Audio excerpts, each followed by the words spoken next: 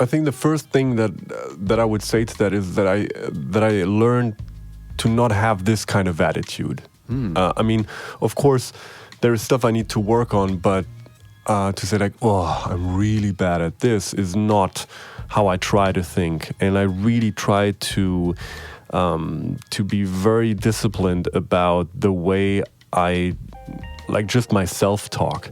I'm not sure who said it, but a smart person once said, if we would talk to our best friends like we would talk to ourselves, we wouldn't have any.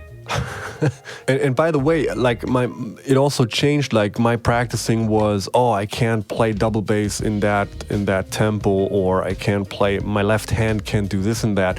Nowadays, it's very different. It's more about like how much am I really there in the moment, and how much can I react to whatever happens in the music. That for me is technique nowadays, to think like, can my hands really follow my vision and my ears, like what I want to hear, and not me being like, okay, I'm doing this again. And this really depends on how quick am I, and am I really in the moment? Do I really hear what is going on, and can I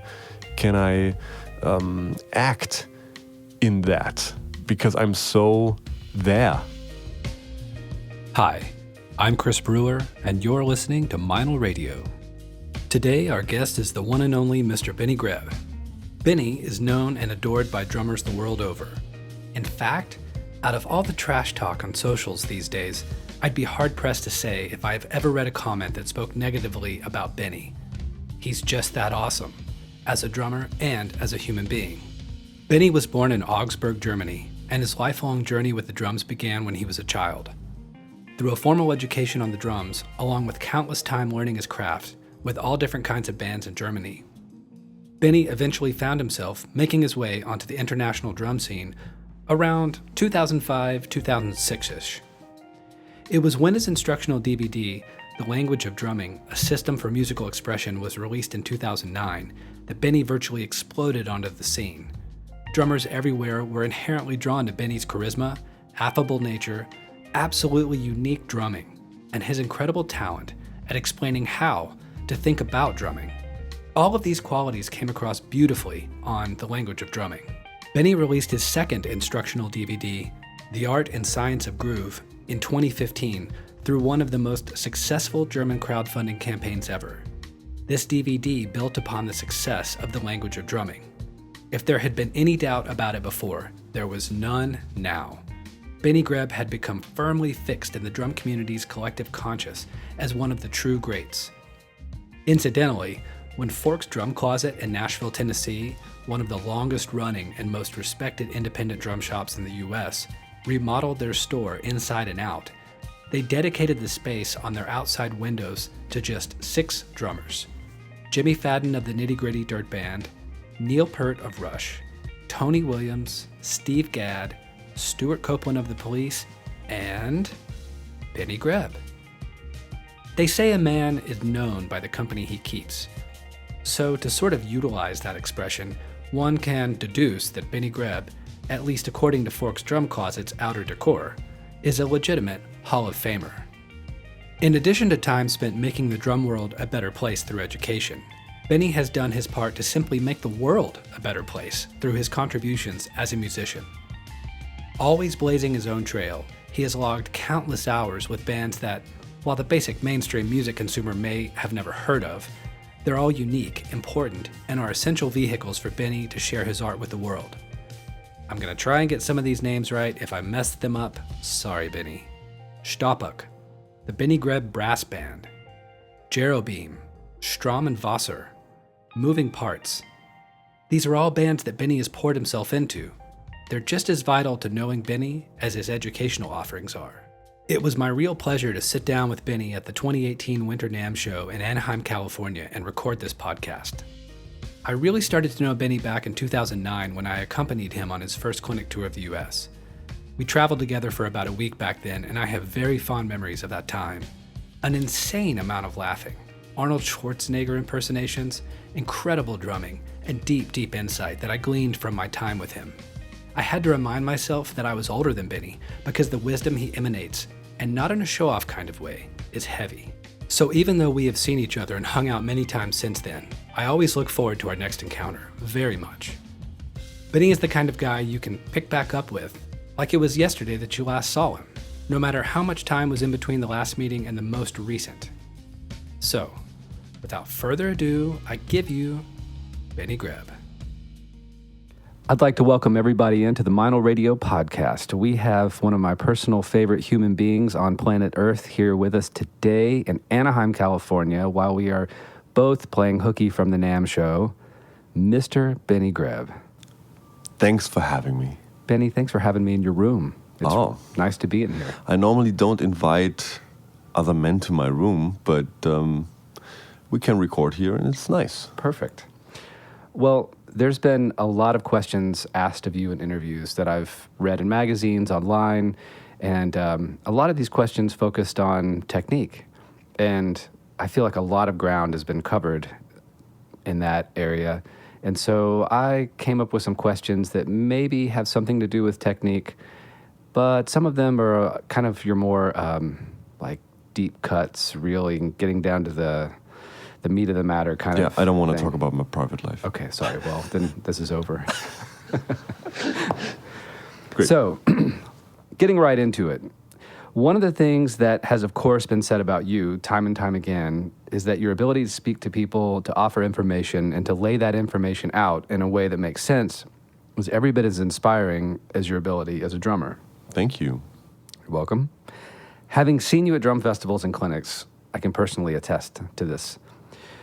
The wisdom you're known for tends to make people think that you really have your act together in life and on the drums. But do you? Any messiness in either area? And where do you see room for improvement for yourself currently in life and on the drums? Wow, this is really like the Meinl Therapy session to find a flaw in Benny Greb.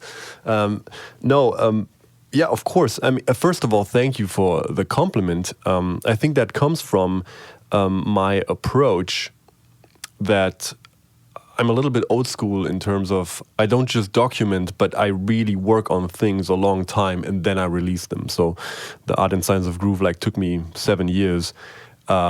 So when then someone says like, wow, that is really well thought out. Yeah, well, it took a long time to put that together. Also with the stuff that I teach, I really did a lot of research there and tried to be good at teaching. It's not just something I do on the side. I really try to be good at that. As a musician, it's the same thing. So that doesn't mean that I'm just good like that. It doesn't mean that that is just there, and therefore everything else is also in order. But what I also do is I'm really I think strict with myself, and I am a time management fan. So I have a list of things in my life, of roles in my life, of responsibilities. And then I try to keep an overview. I try to have to keep updated on them and to improve whatever I think is not up to the level where I want it to be. And so with that being said, that gives me a certain kind of quality level in the things that I put priorities on. Now, the funny thing is that I had to add a couple of things to the priority list that other people might think are very normal. One thing was my health. So in the last couple of years, I got more and more hip to like that I need to take care of my body and that I have to get enough sleep. Concepts that are pretty new to me. Many years I think did my career and my success like at the expense of my body, so to speak. So I didn't care about what we eat. I'm like, because I think I wanted to be Mr. Uncomplicated. You know, I was like, I don't care. Like, oh, we don't have to eat, or I don't need sleep. We can take that flight. You know, so but I now am getting older, and I think I have to include that and really have an eye on it. So this is a new thing that I really have a lot to improve on. And one thing I kicked recently is like what I did before, something that I'm not proud of, is I smoked. Cigarettes? Yes. Thanks for clearing that up. Yeah. Didn't know if we were talking about meth or what, you know? No. I have to cough right away when you say that. No. Yeah, and but I'm now off for 2 months now. Good for you. Thank you. Yeah, but I don't feel safe, but it's at least something where I'm now further than ever, and I think I had enough. So it was a sin of mine, really, and a tiny little bit of rock and roll that I did to myself. But yeah, not proud of it, but that's what you asked for. And I mean, there are other things, of course, but I think I'm in the most important things there. In the other ones, I'm pretty well. I'm keeping up well. I always put my son as a very, very high priority. I like family.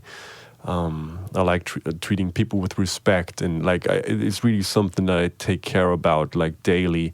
I'm not perfect there, of course, and you know, maybe something happens here and there, but I really try to not be an asshole and try to offer something of good quality. So I hope that makes sense and it's not too long of an answer. Yeah. No, that was a great answer. I had a couple of random thoughts, if you don't mind me sharing. So my first thought was when you said, when you did smoke, you thought, it's kind of rock and roll. So when I was a kid, or like early teenager, and I first picked up a cigarette, I think it was because I looked at the back of Appetite for Destruction and saw Slash and Duff and all those guys sitting there with cigarettes, and I thought, that's part of the formula for being awesome. Right. And so I have to ask, just out of curiosity, was there any artist along the way that you ever saw with a cigarette in their hand or in their mouth, like maybe it's on some Blue Note record cover or whatever? Countless. I mean... Did that have an influence and make you think that? Of course. Yeah. Of course. I mean, I think I come from a generation, I will turn 38 this year, where smoking was seen as something cool and as something accepted still. And I mean, just people, like just relatives, friends. And the funny thing is that is why it was so weird that I started so late. So I didn't start in my teens. I started when I was 25 or something. But that was, of course, also more exposure of, like, I was on tour with, like, just everyone smoked. And then, you know, you're like, give me one of these. But, and...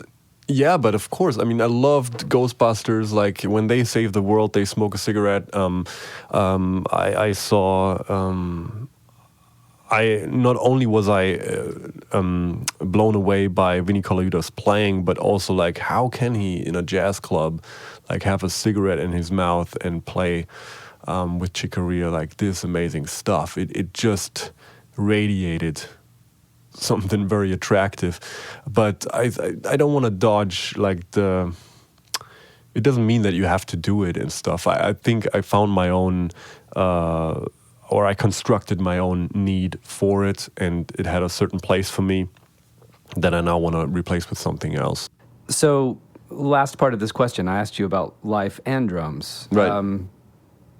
What's happening for you on drums these days where you think, I'm so bad at this. This is what I really need to work on?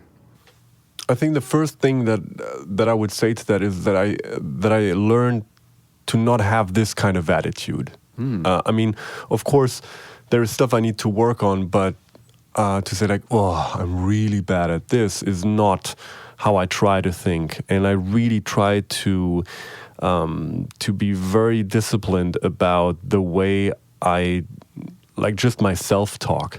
I'm not sure who said it, but a smart person once said, if we would talk to our best friends like we would talk to ourselves, we wouldn't have any. And by the way, like it also changed. Like my practicing was, I can't play double bass in that tempo, or I can't play, my left hand can't do this and that. Nowadays, it's very different. It's more about like how much am I really there in the moment, and how much can I react to whatever happens in the music. That for me is technique nowadays, to think like, can my hands really follow my vision and my ears, like what I want to hear, and not me being like, okay, I'm doing this again. And this really depends on how quick am I, and am I really in the moment? Do I really hear what is going on, and can I act in that because I'm so there? I hope that makes sense. No, I understand. Being in the moment's a huge thing. I'm not sure about in Germany, but in the U.S. right now, mindfulness as a form of meditation is also something that's really, there's a big movement for that here right now, and I think you can apply that to anything, specifically what you're talking about. Definitely. In drumming. Yeah. It's that way when you're walking down the street, when you're feeding your dog. Yeah. Anything. Yeah.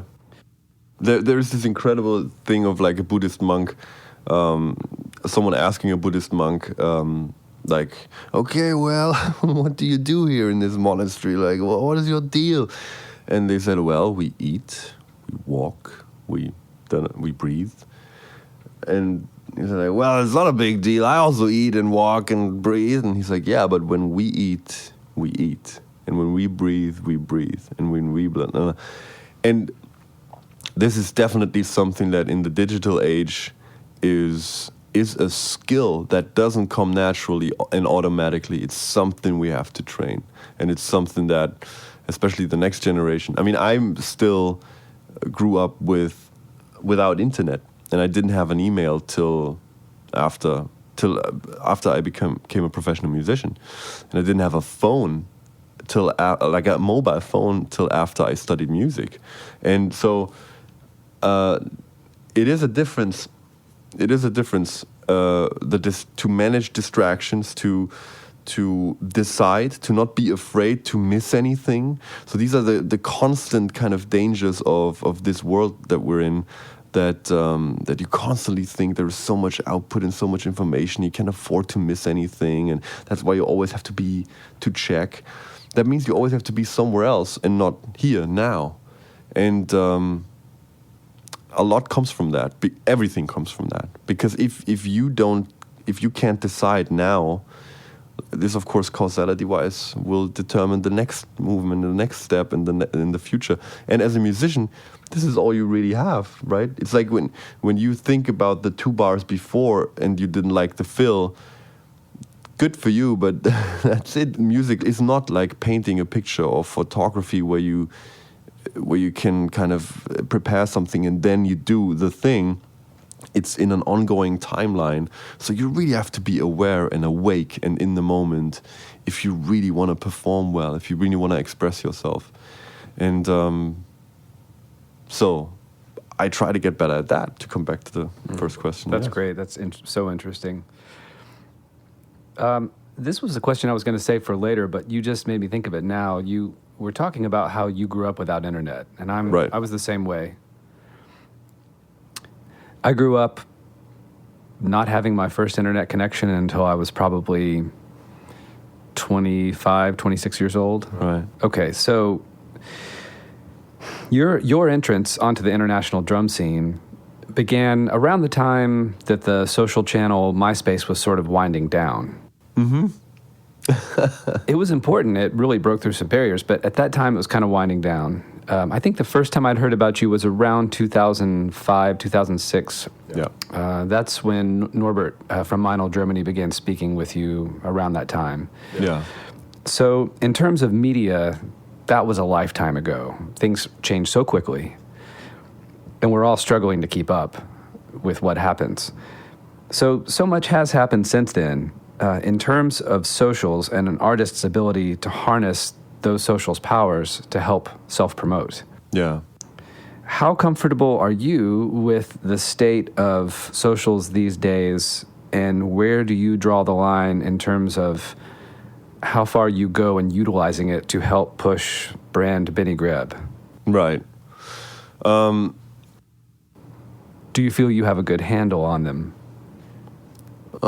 There's a lot of room for improvement. I think I want to share more and like, but on the other side, I still am old school in terms of I find good and great way sexier than more and newest.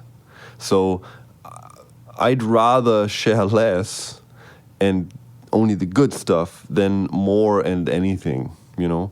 So with my MySpace account, I think you don't, not MySpace, no. With my Instagram, for example, or like Facebook, you will not get like bothered like every day 5 times with like what I'm eating. But if I have something to share, I want to share it. But do you feel it's a crucial component, the social channels, in terms of what you do, your business? Yeah. I honestly think like everyone who is not as successful as they think they should be as a musician, and in case they're not complaining about it, that's fine, of course, but in case they are complaining about it, and then they're not present and don't share stuff on social media, which basically is the internet. There is no other internet really interesting. Like social media is the state of the current internet. And they're not present in there. They're not really serious. Like they're not really serious about what they do. Because if you wanted to make a living as a musician in the 70s or 80s, and you said like, I'm not really interested in a record contract, I would have said like, what? What? So you don't want to reach your audience? Is that it? Yeah, no, I'm not. I'm like, yeah. So if you're fine with that, that's cool. But if you want to reach more people, but you say like, I will not do the social media thing and I don't understand and like Instagram, I'm like, sorry, that's your only chance right now, as far as I can see it. There's the guys that don't do it, and that's in and of itself a mistake. But then there's also the guys that do it, but they do it wrong. They have someone else do all the postings for them with this very, whatever text they have that person type in or that person chose to type in, you just know. Someone else wrote this. This isn't that guy's voice. Right. And so, yeah, it's... I think it's only interesting if it's really the guy. If I can get close to a Mark Juliana, or if I can get close to like a person in public life that I find interesting, that then shares stuff, thoughts, and I don't think that you have to share everything. And when you asked about drawing the line, I draw the line. You will never see and have never seen a picture of my son online, for example. This is like, I think this is his decision to make when he's old enough to make that decision, or if he wants to. And we actually had a discussion about that once, and I tried to explain to him, like, look, like if I would share this picture now, like people that you don't know will see it, and people that I don't know will see it, and how do you feel about that? And like I tried to kind of explain it to him, and he said himself, like, then no, I wouldn't. And I'm like, all right, yeah. He understood the stranger danger. Yeah, I mean, it's weird. So I don't get why people like post themselves with like these little kids and probably like maybe at the beach and stuff like that. So that's not my style. But on the other side, if I would meet someone, I have no problem with that. Like I will give them a hug and we can have a short talk and stuff, because I'm grateful for everyone that is like interested in what I do, and I like that, but my son can decide for himself. That's the boundary that I draw. Very cool. I totally get it. As a dad, I get Yeah. it. Changing gears, you've often spoken about your love for science. How does this love for learning about science manifest itself in your drumming? What I love about science is that it's the closest thing that we can get to what's actually real.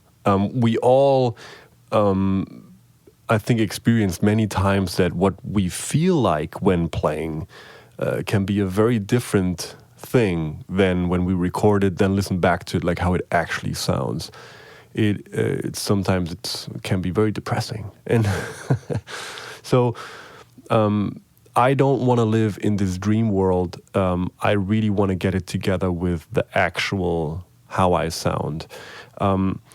I love the scientific process because it's basically a thinking model and a way of testing whether it is true what your assumptions are, so to speak. So if I say like, oh, this snare drum is amazing, and when I hit it as loud as I can, it will have this certain effect. Well, if you then record it, it can be that it just sounds small, and then that a snare drum that has a maybe smaller diameter opens up more in that room at that volume or whatever. So I love that process to put your ego aside and really test your assumptions. Basically, I mean that's a very basic form of an understanding of science, but it's an important one because it doesn't put me in the center. I mean, it puts my vision in a center, but then how I get it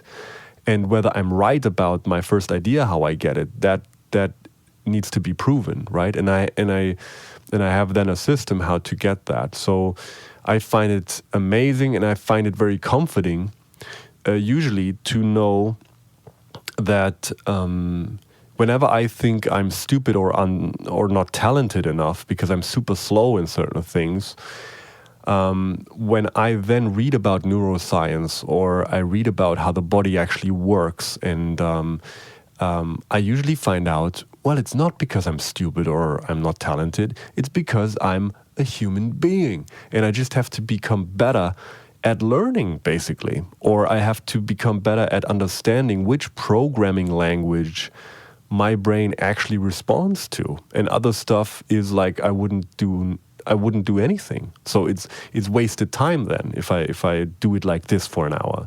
But if I do it in another way for an hour, the brain just eats it up and keeps it. And there are certain things that are absolutely safe to say that if you do it that way, then you won't remember it, and in other ways where it works better. And I'm writing a book about that at the moment. But it's basically about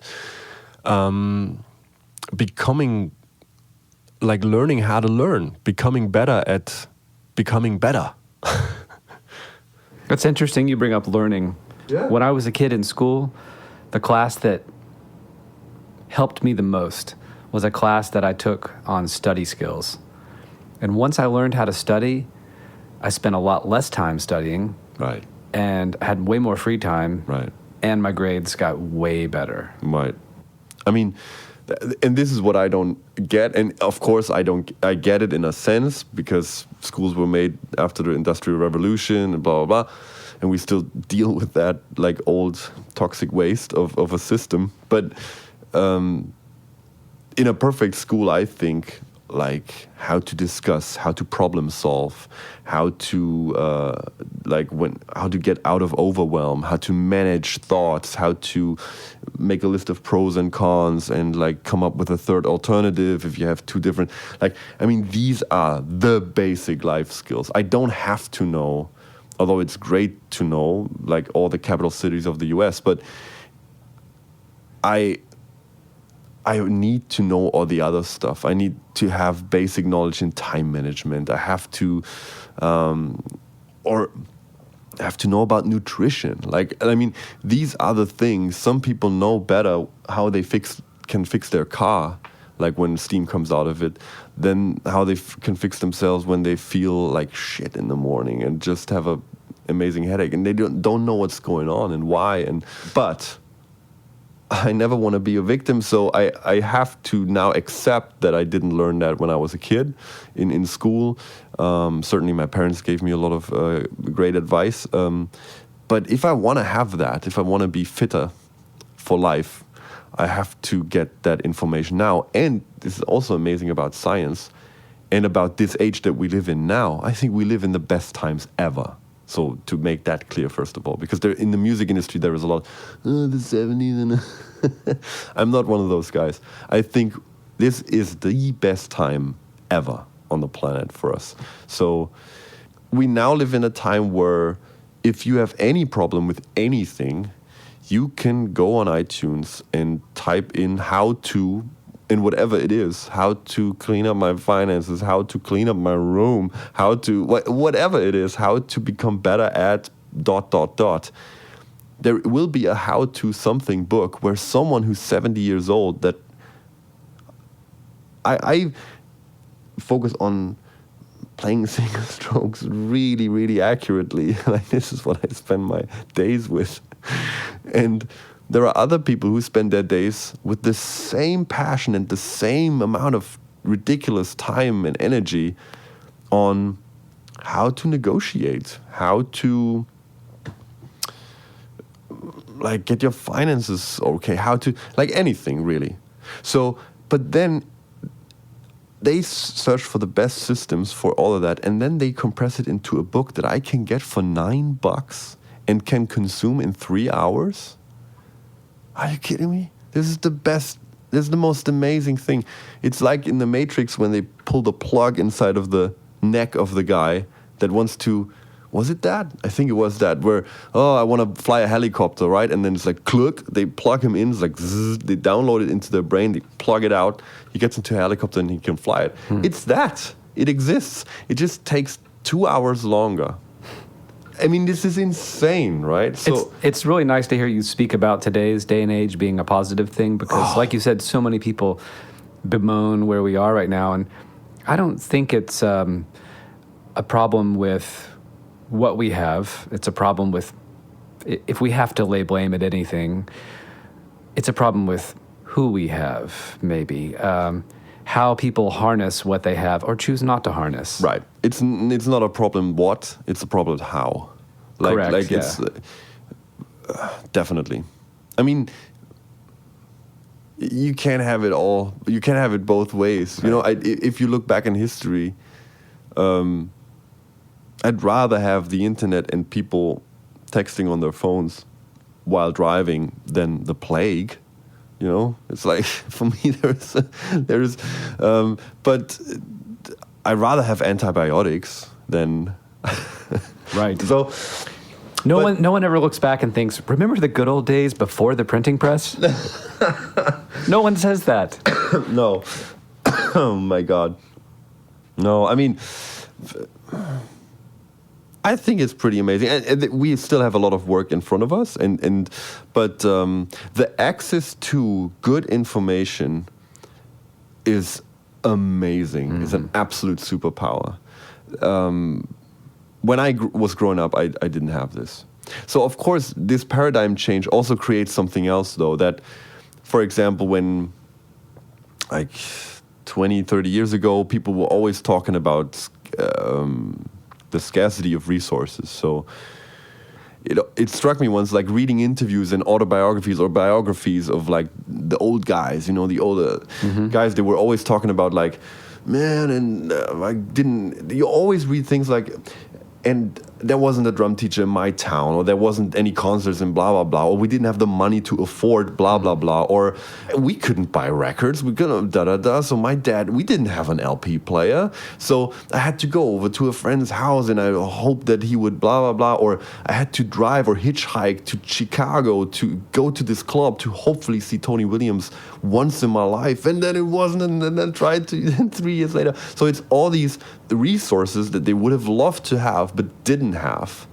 And now there is a majority of people that say like, nah, it's not that important, right? Which is crazy. But that's fine, because that guy is more into aviation maybe, so he wouldn't want to drive 4 hours to a Tony Williams concert, and that's fine. So he doesn't become... I see what you're saying. I thought when I said it's crazy, I was thinking because maybe they take it for granted that there's all of this out there for them. Yeah. Whereas that one guy would have been so completely grateful for... Right. Yeah. And you're right, but what I mean is like, this is the selection process, right? And that used to be the selection process back then, to be like, the guys succeeded who got those resources. They saved the money for this album. They pestered their parents till they finally gave them like, all right, you know, the drum set or this snare drum, or like, so they had more persistence, they had more passion about it. And the others, they also didn't have the resources, but they didn't care about it that much. So that's why these people think that nowadays youth should have it super easy. Right. Because you have heard that before, right? Yeah, of course. All the times, like, we didn't have it easy. I listened to an album for 3 months. I knew every solo. I could sing every solo, right? And now these kids from today, they have they have like 10,000 songs on their iPhone, and they don't even know. They don't go deep. They don't like listen to one album, and they don't study and blah, blah, blah. So the problem is that we then forget, like, this wasn't nice. You had to work hard, you know? Today it's also not nice. The resources problem is not there. Now you can watch Tony Williams in your underwear 3 o'clock in the morning on your bed after you ordered something on Amazon that you really shouldn't have ordered, because you're like, oh my God. Next morning you're like, oh my God. Right. Do I really need coat hangers? Right. Like, anyway, but so now you can access all that information, but now it's a different paradigm. Now the people win who practice deliberate ignorance, who decide what they want out of all of this, and then don't get distracted anymore. So the question is now, with the kids or the adults or whatever, like, this is to know what I want, to take some out time, awareness again, and blah, blah, blah, to know myself, to know what I want, and to have the space and to create the space, because it's not automatic anymore, to create the space where I find out and hear that inner voice and turn my phone off. And then I'm like, I want this. But haven't you seen this new cat video? It's very cute. Right. No, I'm doing this at the moment. Hey, but look at the new 5 fills for gospel chops. No, I'm doing this at the moment. Hey, but you gotta go, like, you gotta watch this new clip of Fallon. And no, I'm doing this right now.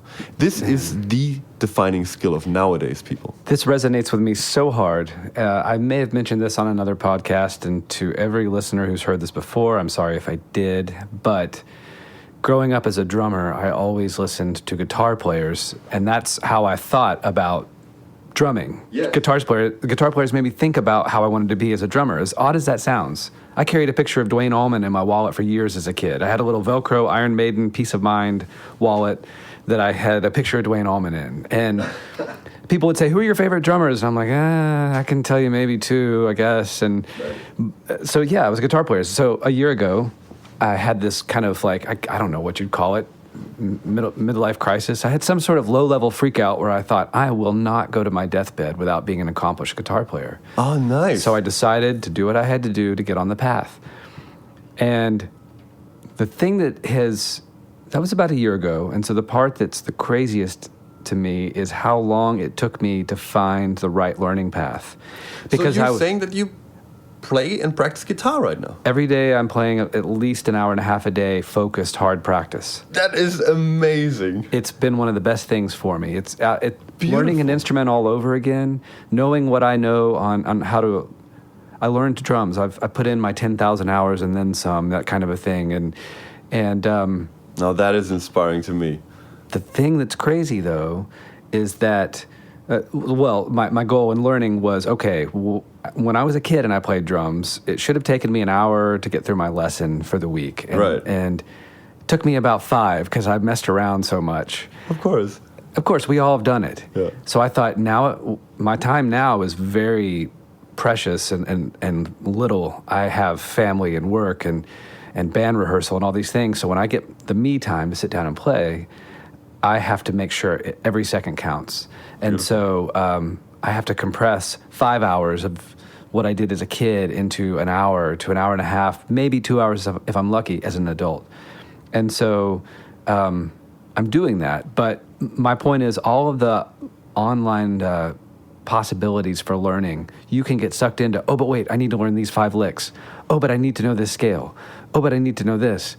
It took me so long to find the right syllabus. Yeah. The right teacher and the right syllabus that spoke to me. And that was kind of a shocker at just how much information there is out there. I think you're right. And of course your search would have been faster if there would only be 3. Right. But there were 3,000. Right. And so it's this weird dichotomy of how blessed we are with all of this information and how cursed we are with having to sift through it. There's an incredible book by Barry Schwartz called The Paradox of Choice. And it deals with that we fell into this trap of thinking as a Western society that, so if you have not much choice, that's not much fun. Like, so more choice means more freedom, and more freedom means more happiness, right? But we've now found out that that is actually not true.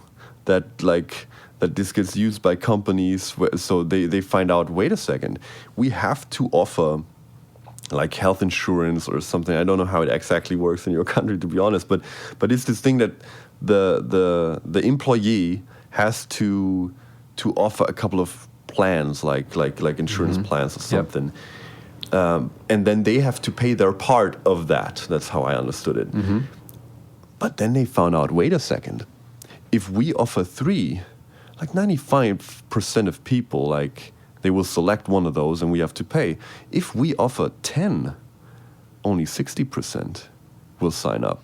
So let's offer 25, you know? Wow. And then so we bombast people with, like, choice, so they just, like totally are like, ugh. There's no movement. It's no funny, it's called movement the paradox of choice. I get why it's called that. I tend to think of it as the paralysis of choice. Yes. It's kind of like, for anybody that doesn't know, that's listening from another country, I'm not sure what your peanut butter selection is like in the grocery store, but in the U.S., the peanut butter selection is out of control. Yeah. Do I want reduced fat creamy? Do I want reduced fat chunky? Do I want no salt and no sugar? Do I want almond? Do I want coconut? Do I want peanut? It's too much.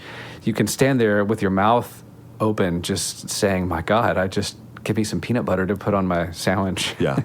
And that's what I mean. And this is also a focus thing, because questions direct your thoughts, right? This is what we have to understand. And if you say, like, oh, is this true? You said, like, is this true? Right?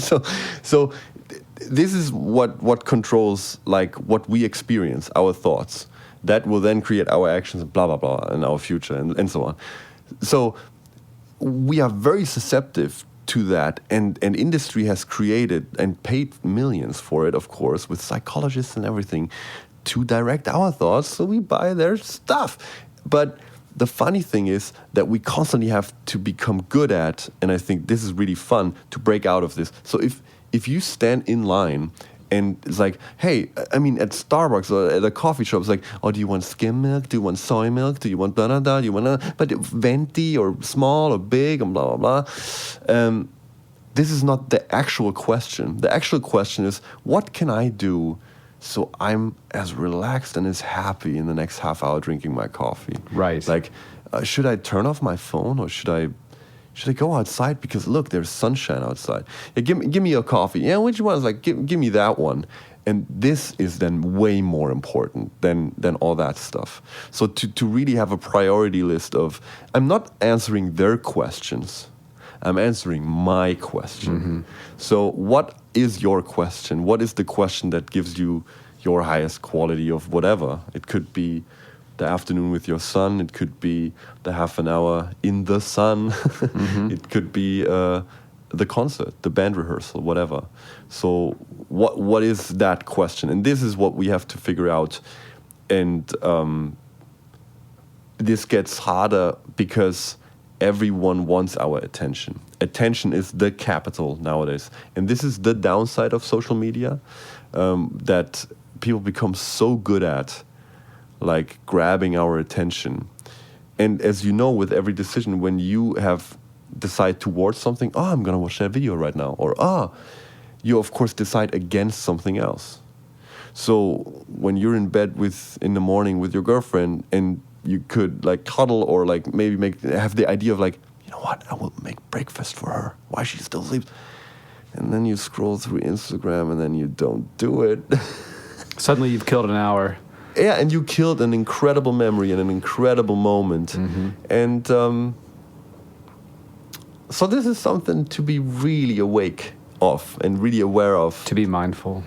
Yeah. It all ties back together. It does. And this is what time and life really is, I think. Like these memories, these moments.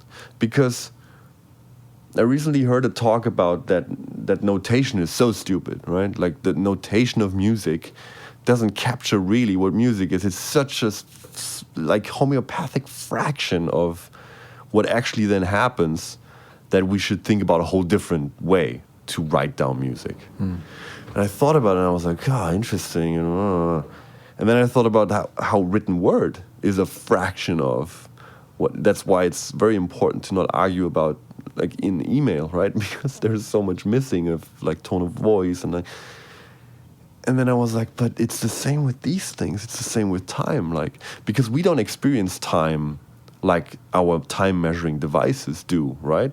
We experience time sometimes half an hour, and maybe that's how you're feeling right now, but half an hour feels like 5 hours, right? If you do something that's boring or horrible. Sure. And here I am. It's been 10 hours. Oh, wait, it's only been 38 minutes. Yeah, and sometimes something wonderful and amazing, like that took 2 or a whole day can pass in an instant. So, right. So it's way more important to manage that and but like measuring devices like this will make us like ask different questions. So. And when Benny says measuring devices like this, he's pointing at his watch. Sorry. I meant time measuring devices like a watch. And I want to gather experiences and amazing moments that where I can look back at a year or at hopefully at my life someday and say like, this is kind of nice, you know. And I know that I won't get it if I don't have a plan for myself. Because if you don't have a plan for yourself, one thing is certain, everyone else has a plan for you. Right. You know? Yeah. So yeah. And I'm not saying that your personal plan cannot like be wonderfully cooperative with the people that you care about, but put some thought into it, put some reflection into it, and everyone can do it. I'm definitely not a genius. But if you watch closely and you just pay attention, there's so much information that comes across. And even the most genius guy, if he just has his Netflix account and like binge watches this and that, I'm not saying that you cannot do that, but I, for myself, decided against that. For example, like I don't have a television and I don't have Netflix, and I just can't afford, I feel, that time. So. Time being our greatest commodity, it's the one thing you don't get back. Yeah. And and the funny thing is also, at the end of our lives, we usually think we would have more of it. So that's just there are great studies about that too, where it's like, what do you regret the most? And it's the cliche. You never hear a guy on his deathbed saying, God, I wished I'd worked more. Yeah. I wished I'd created more memories. Right. I wished I'd filled that proverbial photo album with all of these experiences. Right. Yeah. No, I totally understand. So, breaking away from discipline for a moment, briefly, tell us who and what these days inspires you creatively. What have you found? If you step back and you think, I think that had some kind of a good effect on on my art, what would those things be these days? I understand it could be anything and everything. It could be a sunset you saw. I know it could just be your general disposition based off of how you've set things up in your life at this moment, and so just cumulatively it kind of works in your favor.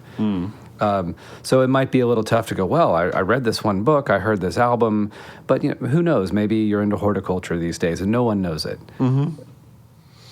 I find comedy incredibly inspiring. How humor works, how it is constructed, how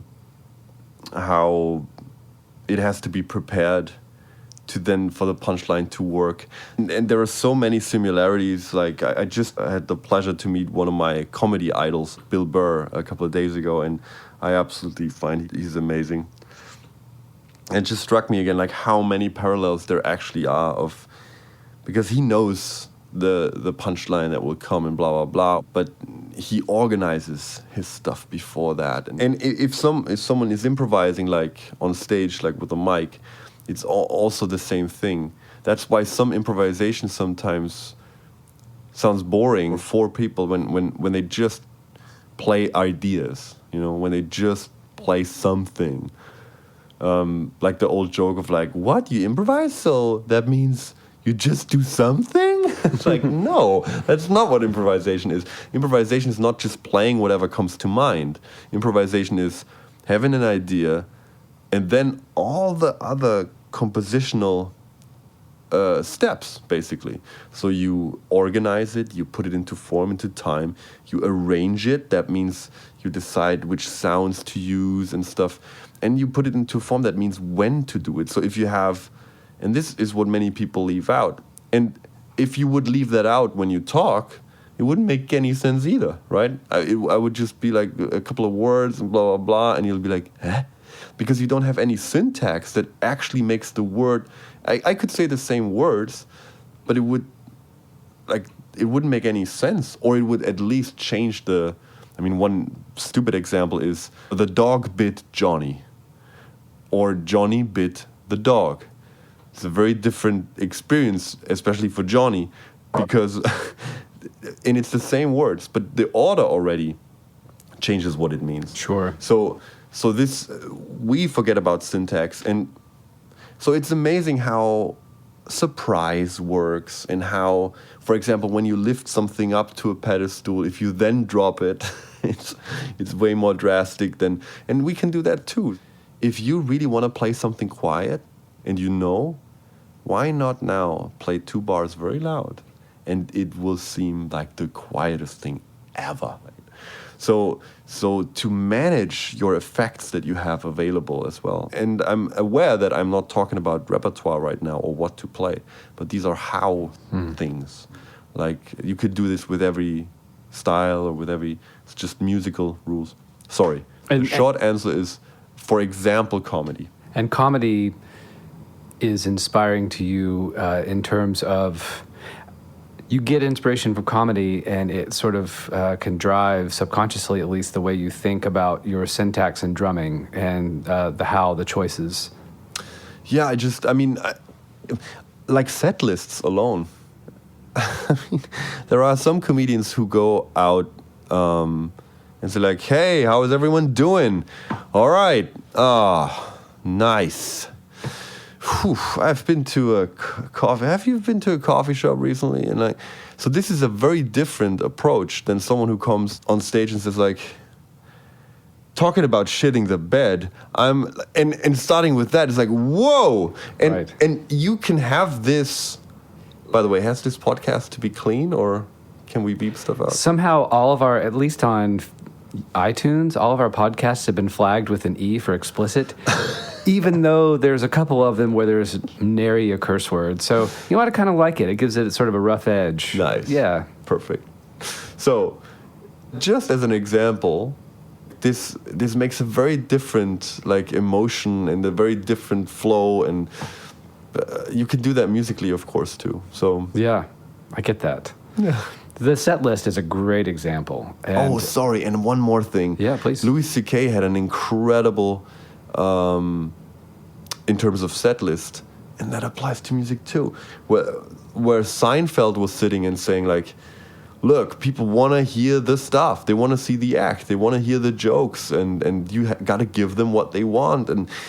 And like the others were like, and then Louis C.K. said, here's the thing, people, they come for the old stuff, but they return for the new stuff. And this is also the same. If you want to play it safe and you give the hits, so to speak, and what people expect, they will be quite happy.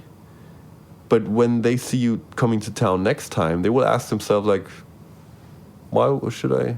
There wasn't anything surprising last time. So to get in the minds of how they construct a show, or anyone really, is always one example. That's a great example. Okay, so moving on here, I've got 2 more questions for you. What type of playing situation makes you really nervous?